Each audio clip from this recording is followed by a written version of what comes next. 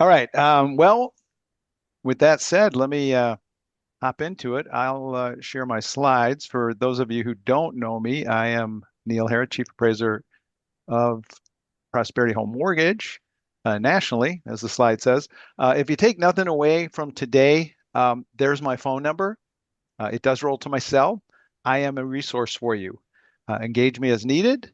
We'll go through your favorite mortgage consultant to get to me, but here to support you any way we can and just kind of high level what we're looking at today. Take a quick look at national stats and then talk about our appraisal process, why we think it's best in class, along the lines of appraisal reconsideration of value. How does that work?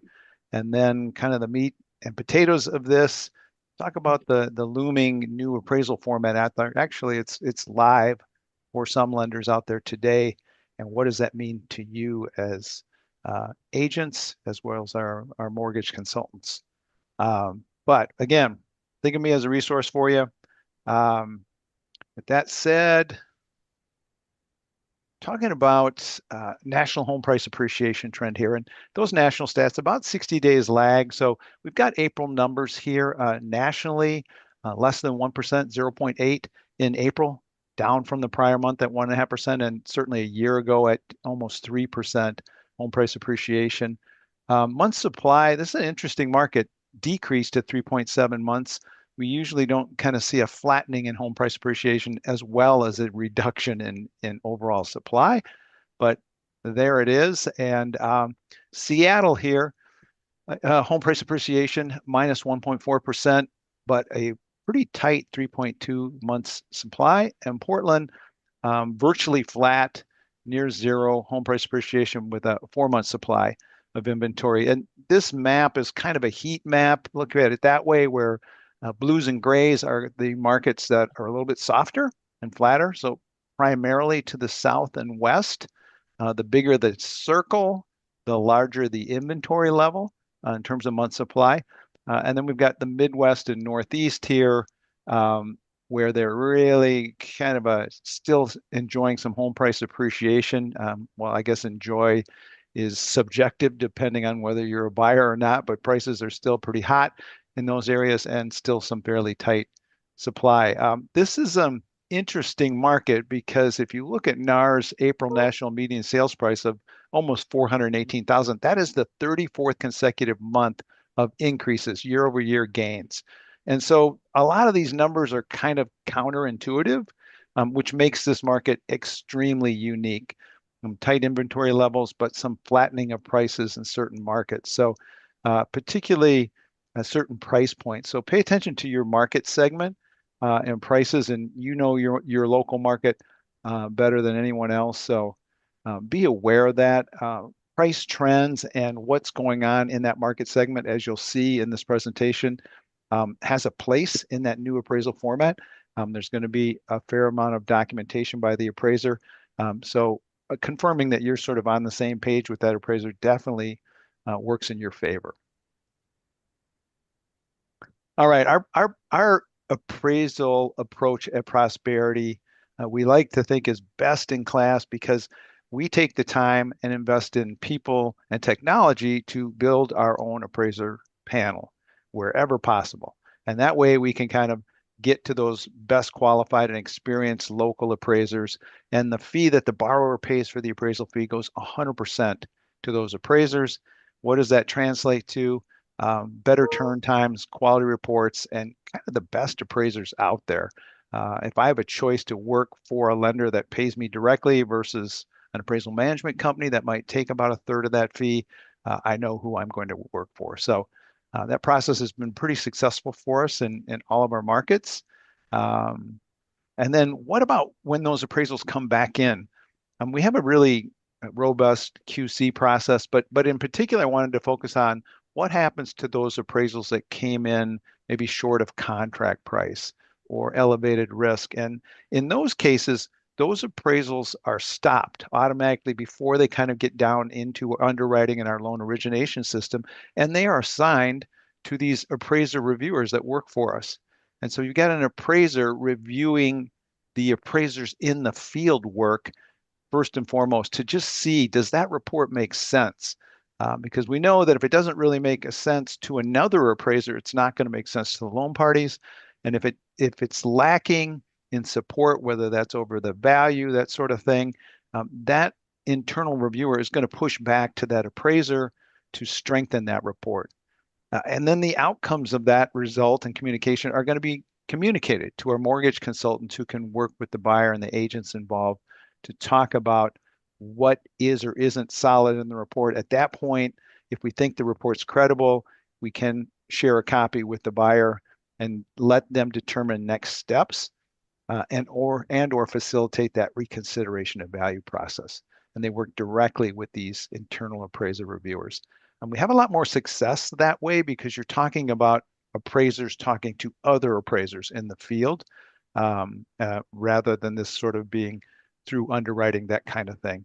And appraisers tend to be more open to making those corrections in reports when they kind of make mistakes or miss data, when they know that this really hasn't gone out through the underwriting world. So we all make mistakes sometimes, but catching them on the front end is kind of a great way for us to minimize impact to parties whenever possible. And then we'll track kind of the outcomes, these appraisal outcomes, along with just overall quality and turn times and other metrics around the appraisers to just make sure that we're getting kind of that best in class service. And you as agents, kind of what can you do? Sometimes the listing side I hear says, well, hey, that's up to the buyer and their agent and who they picked as a lender. I would say that all things being equal, if you're considering offers on a property, maybe knowing where the buyer is financing through and being comfortable with that lender's appraisal process. Actually, everyone has the right to ask questions around a lender's appraisal process, and a lender should be transparent and open about how they order their appraisals, who's doing their appraisals, that sort of thing. So partner with a lender that understands and appreciates your values and your input. You are also, as agents, one of the few people that interact directly with appraisers out there.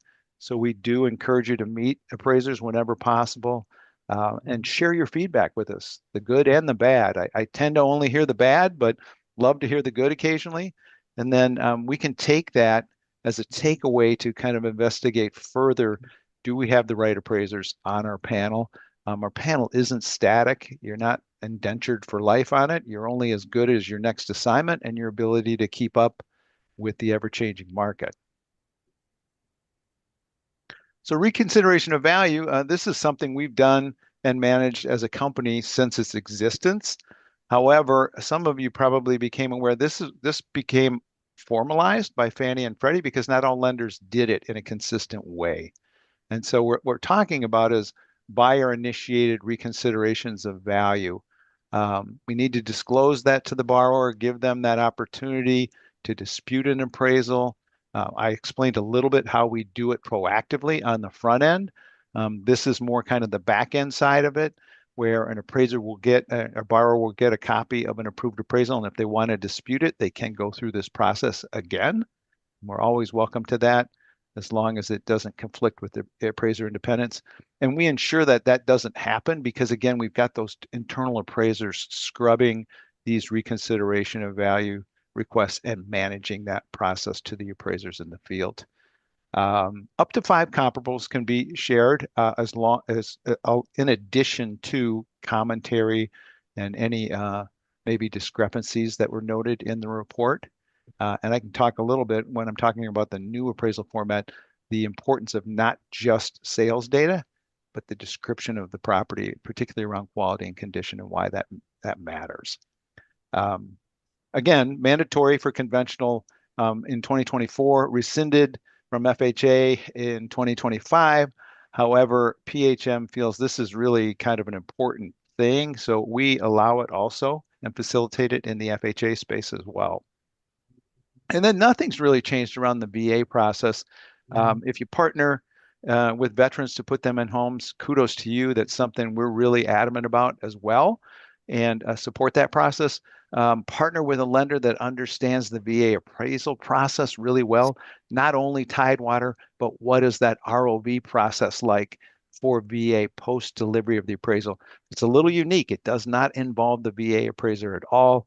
So again, partner with that lender that understands that piece and is willing to put in the effort to support that VA ROV reconsideration. So when I said, hey, I really encourage you agents to meet appraisers out there, one of the best things you can do, especially in a dynamic market, is to prepare that package for the appraiser. That information ideally gets to the appraiser no later than when they inspect the property. But sometimes it can come from the buyer side too, where they can get that information and send it to our mortgage consultant. We can proactively push that information towards the assigned appraiser. Um, but it's important how you communicate that information. Try to stay objective without steering and directing the appraiser, what are the best comps, how to adjust them, that sort of thing. Try to keep it very straightforward. Certainly share your personal commentary if you've been inside some of these homes, which maybe the appraiser hasn't. But things to consider that floor plan or plat map. And again, I don't think of this as doing the appraiser's homework. If you're on the listing side, think of this as maybe your homework before you actually published in MLS, just to make sure you were correct around parcel size and maybe square footage, as accurate as you can. Um, know that square footage discrepancies are the number one issue why an appraiser comes in short of contract price, the difference in what was published in MLS versus what they actually measured. So trying to be on the same page around floor plan and square footage, really, really important. And certainly for accuracy's sake, when that sale closes and is used as a comparable, at least from a price per square foot basis, really important to try to get that as accurate as possible. Photo is really important, powerful tool. Again, not just for this transaction, but for future comparable sales use. And then again, the meat and potatoes, those sales and listings that aided in the pricing of the property. Try to proactively address if there's some outliers there that maybe something recently closed and was lower.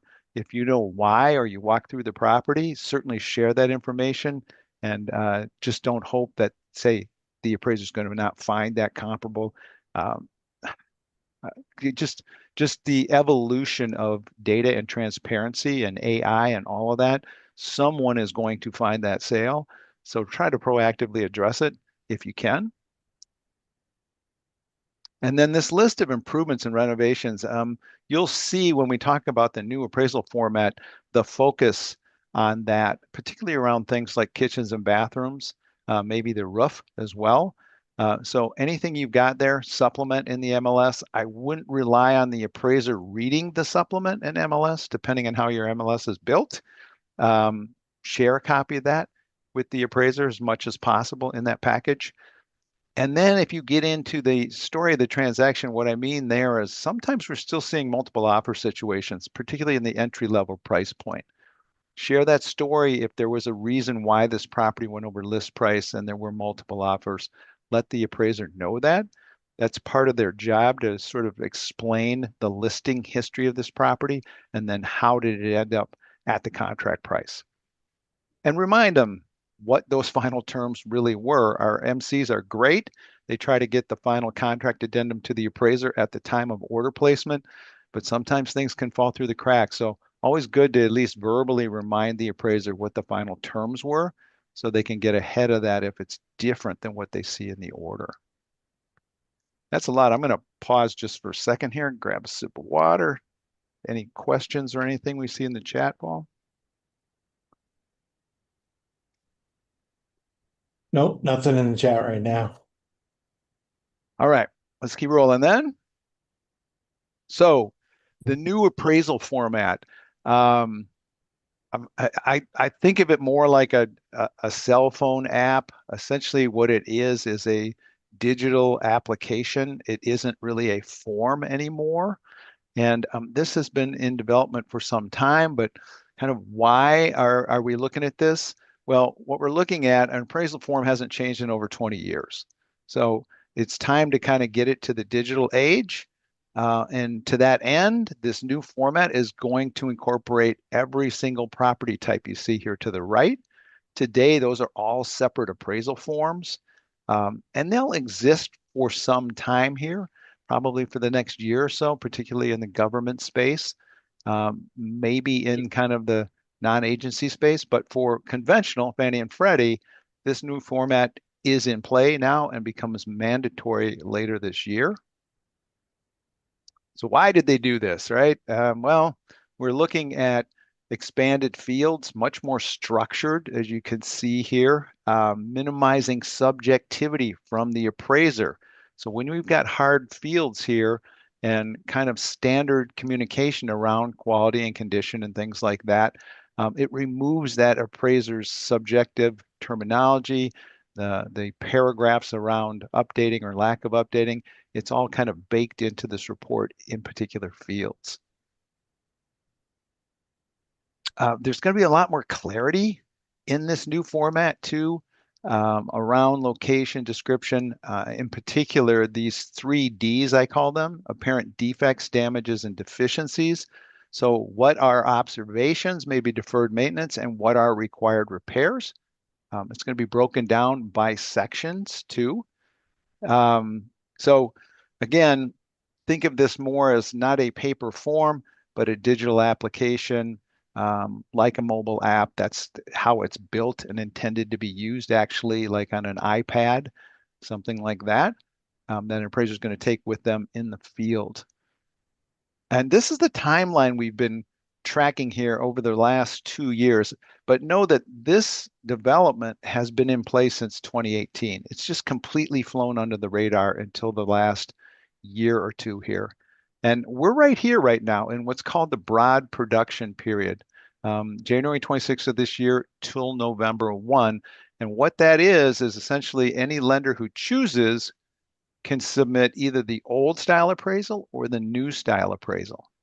The challenge here is that this experimental period that happened the last 6 months of last year was, in my opinion, unsuccessful. Only one report was actually completed across the nation by a small local bank out of North Carolina, and the software was not really ready for prime time. Now we're at a state where the software has finally appears to be by the biggest software companies that appraisers use, approved. It is still a work in process in terms of refining it and making it more user friendly, but it does exist today. So a few hundred of these have been completed through various lenders. We as a company have not opted in yet because there's still some kinks to be worked out, we believe. The other part of it for us, we understand the importance of Q2 in terms of the year. Generally, just nationally, that is a very, very impactful quarter for us and the lenders, and obviously you as agents out there as well. We want to kind of roll this out when things are a little smoother. And so to that end, we're looking at end of summer, September at the latest, to kind of push this out, assuming this mandatory date of November 2nd sticks. That is a time when all conventional appraisals going to Fannie and Freddie will have to be in this new format. Obviously, there's appraiser adoption, there's software technology continuing to evolve, along with all of the actual other platforms like loan origination systems and that kind of thing, ability to complete this. In theory, what that means is nothing should change in terms of valuing a property. It's how it's being communicated and in what kind of format. And to that end, let me just kind of give you a sneak peek of what that format looks like through these cutaways. Here we've got the new summary page of UAD 3.6. So all of the reports, regardless of property type, are going to start out with a summary page like this. And what you're going to get right at the top is the appraised value, whether or not the report and that value is as is. And then the apparent defects, damages, and deficiencies requiring action. So those would be, that's a fancy way of saying, here are your repairs or work orders. You'll get a photo. You'll see this overall property quality and condition. You're like, why is that on the summary page? Well, you'll see why, because this is a pretty significant part of accurately describing a property. And then, of course, what type of property is it, since this universal format can be used for all of these different property types. So a nice summation right up front. You don't need to dig around for value and repairs. I'm skipping some sections which have to do with the site area, which will talk about zoning, view amenity, all of that. There's a lot of drop downs to that, as well as a sketch section, which will show the square footage and layout of the house. Probably a photo there as well. But I wanted to get to the parts that I think are going to be most impactful to you as agents. Understand that the exterior of the home and the interior of the home are going to be separated now in terms of ratings, quality and condition, and updates. And I think this is a good thing. All of us have experienced that home that it's got that really nice, cute Tudor look on the outside, or whatever the case may be. It looks great from the exterior, and then you open the door, and it's like you step back into a time machine. This is a way to kind of distinguish the difference in updates and appearance of the exterior to the interior. We're going to have separate ratings around quality and condition, and the updates and materials applied just to the exterior. And then this common theme of these 3Ds, the defects, damages, deficiencies, are there any exclusive to the exterior? And from there, we'll transition to the interior of the dwelling. Again, same thing here around quality and condition ratings, but a separation of completely above grade square footage from below grade square footage. What is below grade? Well, if any portion of that level is in the ground, even a couple of feet, say it's even a walkout or three sides or something, that level is going to be treated as below grade finish. In certain markets, in your market, you may have some homes that have basements in them or not.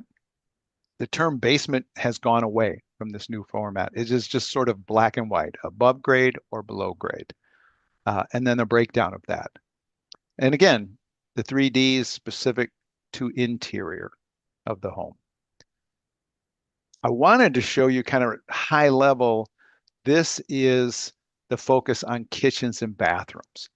And I see that as a positive because obviously the importance of kitchens and bathrooms is huge to buyers and sellers out there. It's probably the main focal point that people look at when they purchase a home short of location in general, right? So the appraisal now, this new format really reflects that and gets a lot of detail and asks a lot of questions around kitchens and bathrooms and the update. Are they fully updated, which is essentially like a true full remodel, or are they partially updated or not updated at all, or so long ago that it's insignificant? And they put time frames in here they're asking the appraiser about. So again, this is where your supplement can become really, really helpful. But you can see the focus on kitchens and bathrooms. Again, quality and condition ratings for those particular areas as well. A section on flooring, all of that here. So a lot more detailed information. This is not necessarily new information that came from the old appraisal. It's just providing more clarity and detail around it.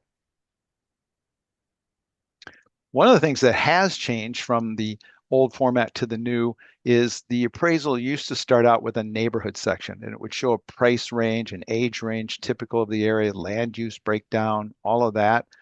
That is gone from this new format and is replaced essentially by market information and what is the market area for this home and property. And again, that might be different than the neighborhood. The neighborhood might be that little pocket niche neighborhood that's got a certain name.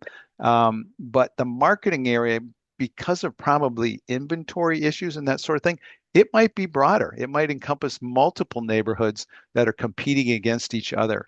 And so the appraiser's tasked with describing what is that market area, and then also describe the search parameters for comparables. So this is important, again, for you to kind of be able to see that transparency of what were they looking at for comparables. In this case, it said 3 bedrooms, 2 baths within 10 years either side of the subject property from that defined market area. And then you'll get a statistical breakdown of how many sales did they find. In this case, it says 43. What is the high and low range, median sales price range, that sort of thing, as well as an area to reflect on listings and pendings. Again, this is an area to me that sometimes is a disconnect between agents and appraisers. My guess is your CMA is kind of focused on what's the competition out there from listing and pending standpoints with a little add of closed sales to help support that marketing piece. And the appraisers are kind of the reverse of that.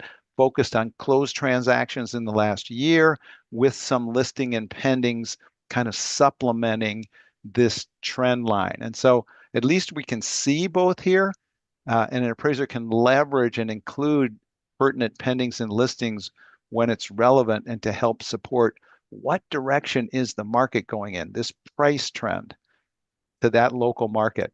You're going to see graphics here from an appraiser. No more are they sort of just checking a box to say it's increasing or decreasing. It's this kind of prove it mentality. Show me through statistical analysis what direction local values are going in, and then be able to apply that if need be in the sales comparison approach. So here's where I really want you to be able to understand what is going on in your local market, leverage your MLS if you can, or any other statistical resource you have to really kind of establish the price trend in your local market and see if that's consistent, where you convey that information as part of that packet to the appraiser. So speaking of the sales comparison approach, this is kind of the way it starts. It is laid out the same essentially as the old appraisal, just more detail, more broken down here. And then you can see, well, hopefully you can see the small text I highlighted down here, total number of bedrooms and total number of bathrooms. This is an adjustment field here, not pertaining to where these bedrooms and bathrooms are located. Are they above or below grade? This is just gross, which to me, again, is a little more indicative of what I've seen in a lot of agents' CMAs, where we're looking at total bedroom, total bath count, and are we comparing apples to apples? That is usually that apples to apples comparison going to be proven out here by above grade versus below grade square footage. Are there consistencies and similarities between the subject and the comparables being used? And again, now as we drill down to this other slide on sales comparison, there's a whole section here on interior and exterior quality and those overall quality and condition ratings. Again, you can see appraisers' ability to adjust in these different areas. So understanding, did they accurately describe the overall quality and condition of the property? Really important. And to that end, I encourage you to get familiar with what that rating, these appraiser ratings of Q1 through Q6 and C1 through C6 for condition. What do those mean? There's a link in this deck when you get a copy of it that you can click on, and maybe you're bored, you've streamed everything you can possibly binge watch, and you click on that one night to just say, hey, you know what? Let me take a look at what the definitions are of these quality and condition ratings. And understanding that will help arm you if you get into a situation that maybe you want to dispute an appraisal. In addition to the comparables, was the subject and some of these comps accurately described in this rating format? Hey, Neal, Yeah. are those rankings generated from the drop downs that were done earlier, or are they still a subjective off of what the appraiser thinks? Yeah, great question. There should be report consistency. So if they're rating certain things earlier in the report for exterior and interior, that would transfer over here. Now, the reconciling of overall quality and condition, that is probably going to be an appraiser determination because there could be that disconnect between exterior versus interior, like we were describing earlier. And then what does that mean for overall? All of these will be editable by the appraiser, even if the software kind of tries to autofill them to make a determination. But you're right, Paul, 100%. There should be some consistency here between these to justify. But know that these definitions, and you'll see it if you take the time to click on the link and read them, they are static. And what do I mean by that? It doesn't matter what price point this property is. Like you can't say, well, this $300,000 home is Q1 construction because it's the nicest $300,000 home I've ever seen. No, Q1 construction is essentially the finest materials and craftsmanship available in your market. And there may be a very, very small percentage of homes total in that marketplace that fit that bill. So it isn't driven by relativity. It's static. It's very objective, black and white. Right. Now, Maria had another question. She said, do appraisers look for city permits when there's a remodel? That depends on your local market and the kind of transparency. If it's typical to be able to find those permits and things. Usually an appraiser, if they know there's been an addition, they're going to probably look to see if there's a permit. Agencies, Fannie and Freddie, are pretty, let's just say, loose and gray on this topic. So they ask the appraiser to report when they see an addition without a permit and then comment on the overall workmanship and quality of that addition. Is it consistent with the rest of the home? And more importantly, does the market recognize it as a value add? So if they're going to include it in square footage, they need to support why they're doing that even without the permit. It could be included if that's somewhat normal in your market and they feel like it's being recognized. Usually that can lead down to the fact of, oh, are there any sales like this additions without permits? Of course, we know the challenge in finding those because nobody usually goes out of their way to put in a listing in MLS. Oh, there's an addition without a permit, right? They don't usually advertise that. So it can be a little bit challenging for an appraiser to do that. They can kind of manually search these different potential comparables to see if they lack a permit. But great question. It's open-ended, as I said, up to the appraiser to determine whether that market's going to recognize it as value add and include it in square footage or maybe treat it as a separate feature if they feel like it can't be in square footage, like it's just done differently than the rest of the home. Uh, Lastly, on the sales comparison slide here, we'll say there is the part I highlighted here that the comparable weight. So an appraiser is going to be tasked with telling us how much weight was given to what sales. And you don't need to go through a paragraph of narrative to kind of find that out. It's right here in the grid. So some clarity around that makes it a little bit more user-friendly in terms of figuring out which sales mattered the most to the appraiser. And then lastly, you'll get kind of a summation again, which in the old world appraisals, you kind of went to page 2 to see, hey, what was the value and whether which box was checked as is or not. There are no check boxes like that now. The reconciliation section will tell you again what that final value was, whether it was as is or not, and then a summation again of those damages, defects, deficiencies that may or may not warrant repair. So from an agent's talking point here, I think a couple things. One, we see repair tracking is going to be very transparent, those 3Ds. Going to see a lot of that along with probably photos right there. If they say that this is a deficiency that needs repair, there should be a photo accompanying it right there in the spot that it's noted. You'll see that in this new format, photos scattered throughout the report, not all piled up at the end.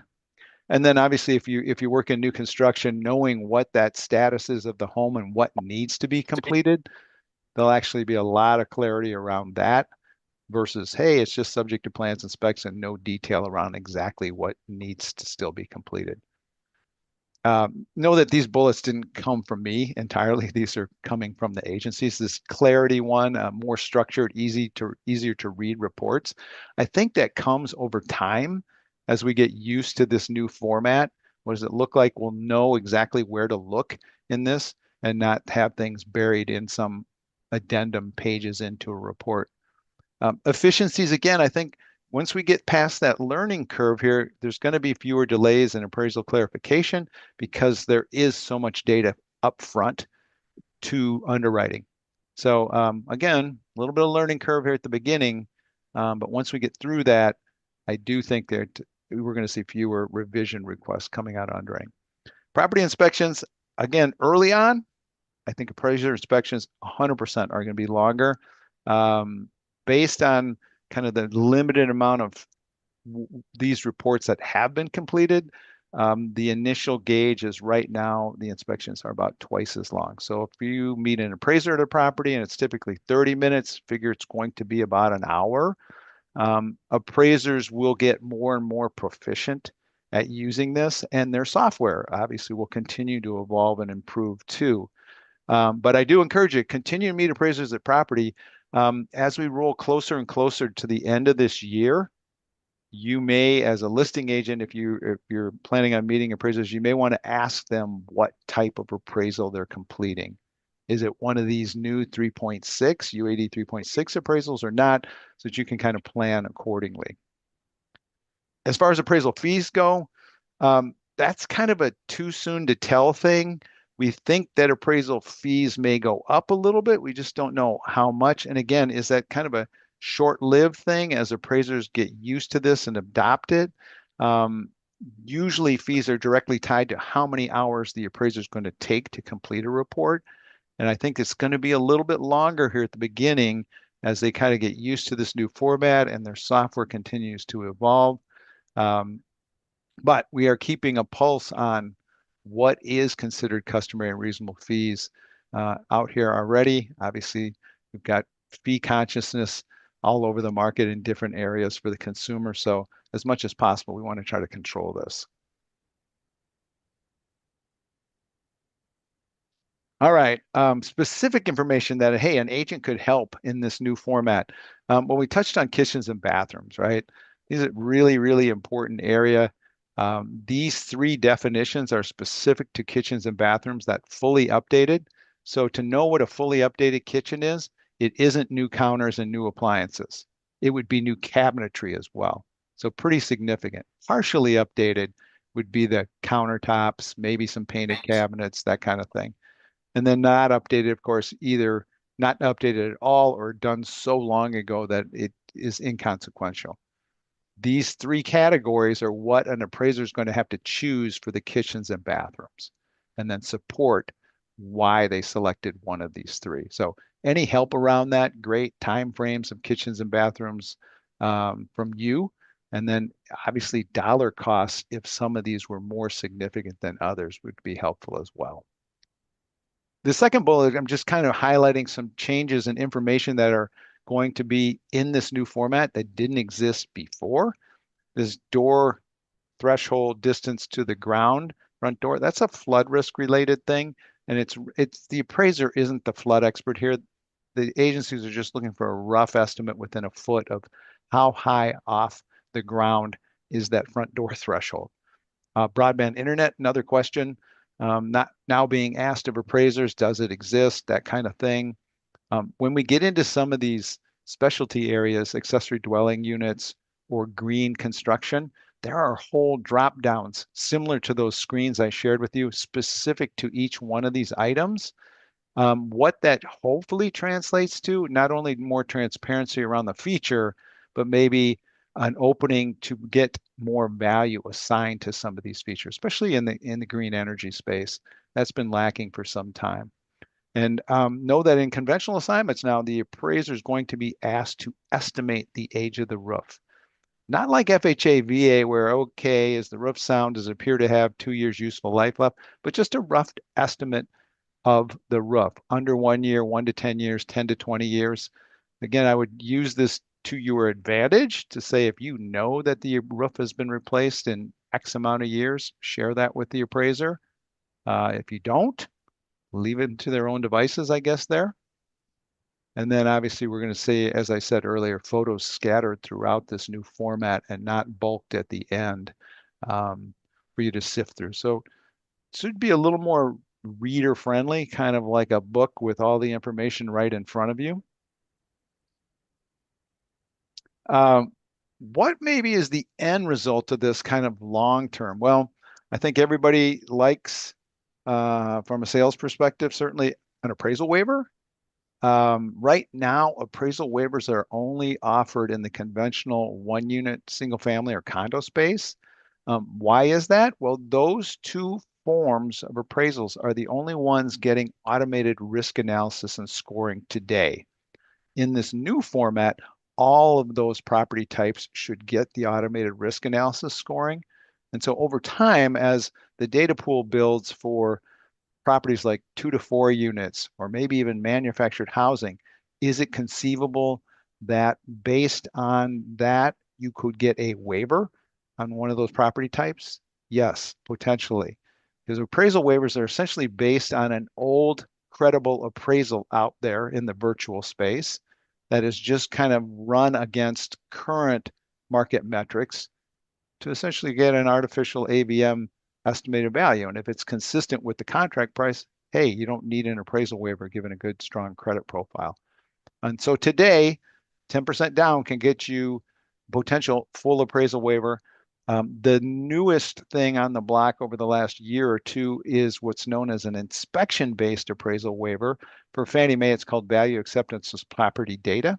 And for Freddie Mac, it's called ACE plus PDR. And what they both have in common is a data collector goes out to the property, not an appraiser, to collect data, square footage, and photos of the property. Tell us about the overall condition, that sort of thing. And in those cases, you can get an inspection-based appraisal waiver all the way up to maximum LTV for that particular loan. This way, the agencies get the data they want, but without needing a value. Again, this is premised likely on an old adequate appraisal out there, but because it's older and maybe dated, the agencies are looking for new current property data uh, to get that updated square footage and photos and that sort of thing. One of the things I have asked the agencies to consider is this $1 million threshold. Obviously, important in certain markets, particularly the West, where maybe this $1 million price point is the average price point.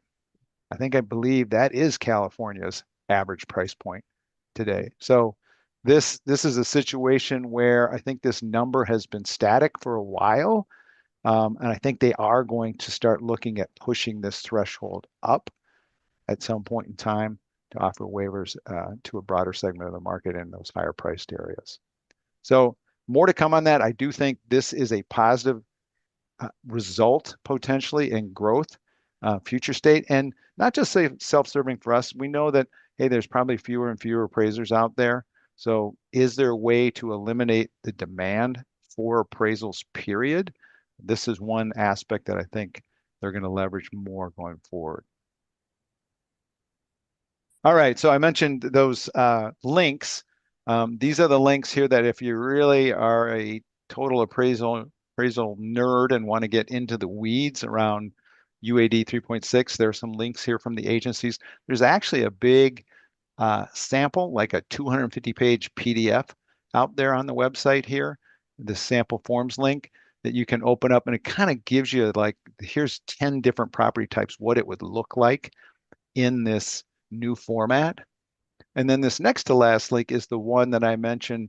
I suggest clicking on and getting familiar with those condition and quality ratings so that you understand what the appraiser is using, how they're rating the property, and does it make sense to how you would rate the property, understanding what those definitions are.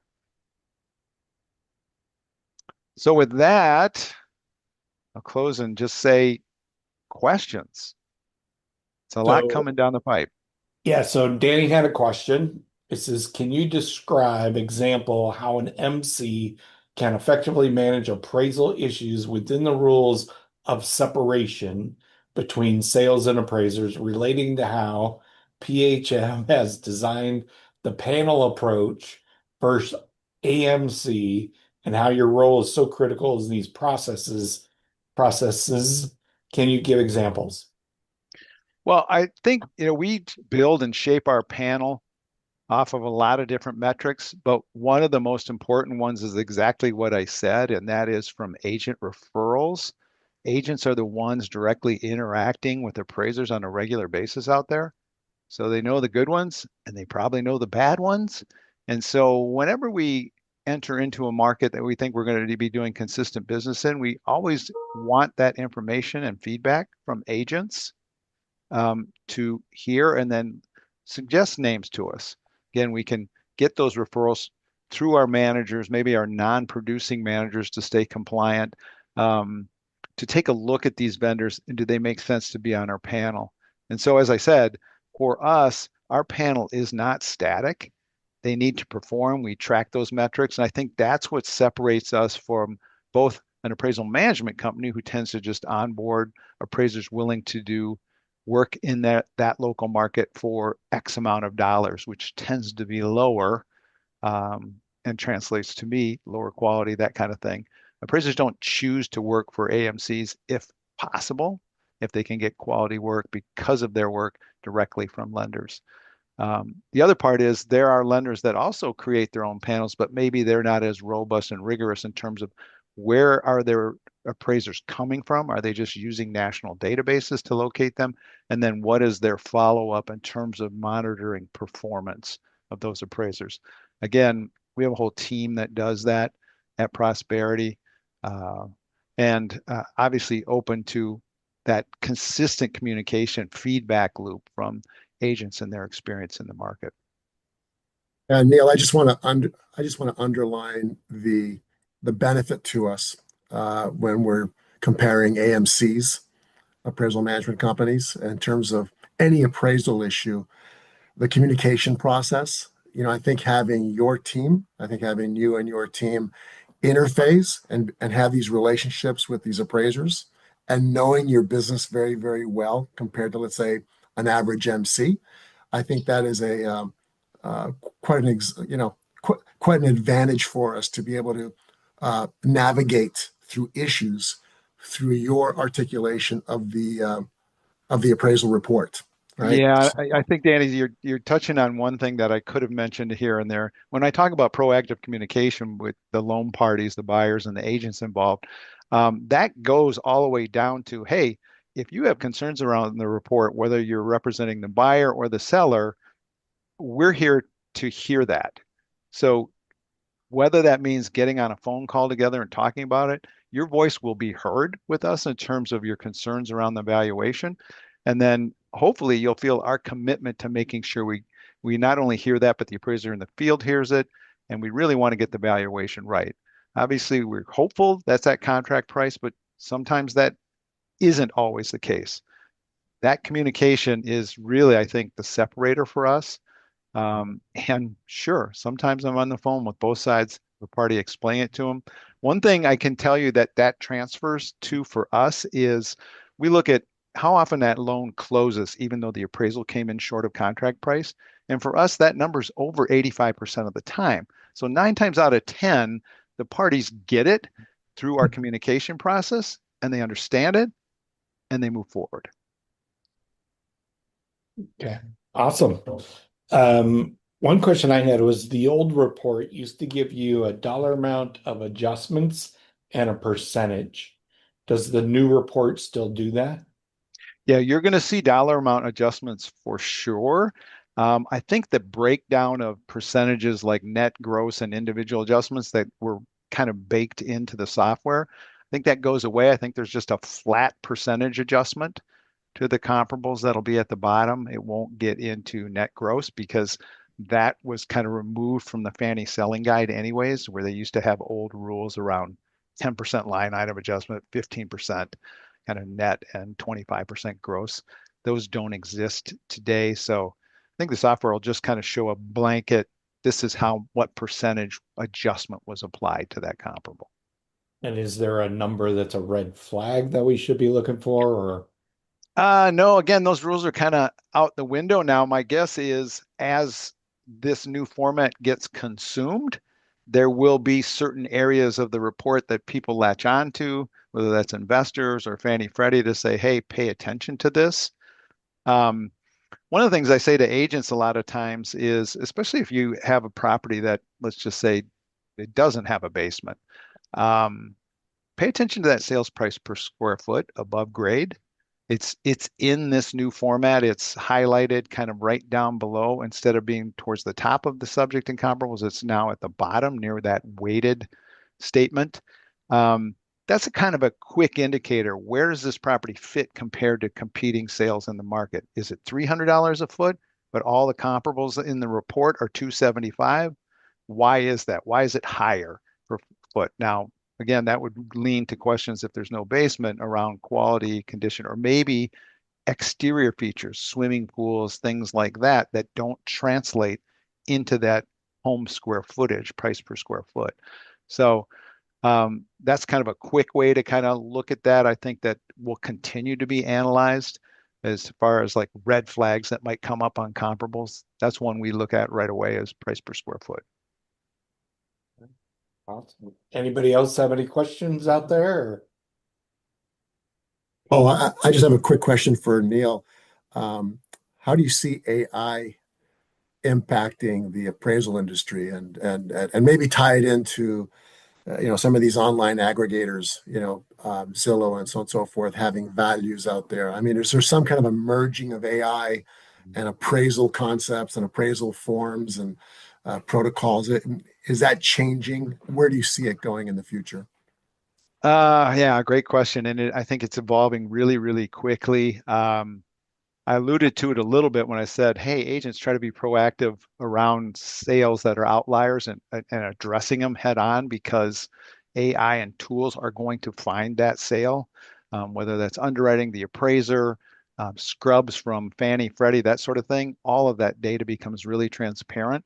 But I will say AI is, because of how data rich like this new format is, AI is being applied to that. And not only by the agencies, but by lenders as well. We look at that as, can we leverage AI to essentially get to an approval faster on this? And we're looking at that because obviously we don't want to slow down the process. These new enhancements and data collections are great, but ultimately the idea is everything should be faster, cheaper, whenever possible for the consumer. So it is a huge thing that is there and going to continue to expand. I think for us, we may be able to leverage it to keep those underwriting turn times down or shorten them from an approval standpoint. Um, but I will say AI is really good at, probably better than humans at, picking up potential issues through like photo recognition. So it isn't just word search anymore. It is photos and all of that. And I think that's the idea with all of this data in the report. There's going to be a lot of transparency.